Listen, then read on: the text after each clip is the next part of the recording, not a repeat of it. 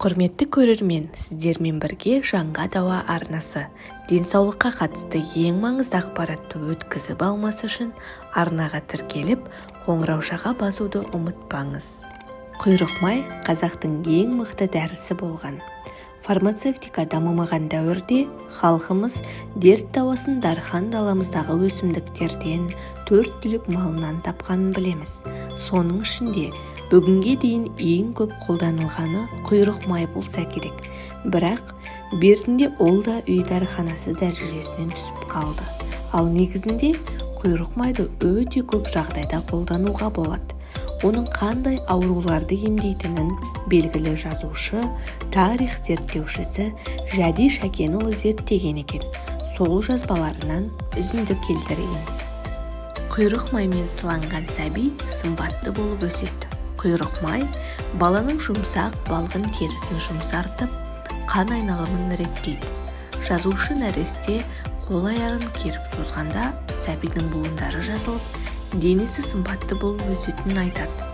Бұл майдың біз білетін және білмейтін емдік қасиеттері өте көп. Атап айтсақ, құйрық маймен бөбектің денесін сылағанда, бұл олардың дені сау, қуатты болып өсуіне ықпал еткен. Сондай-ақ тұмау тимейді. Сондықтан бұрындары нәрестенің аузына құйрық май салған.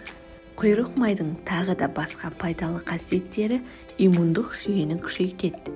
Денедегі қартаю процестерін баяулататын табиғи күшті антиоксидент.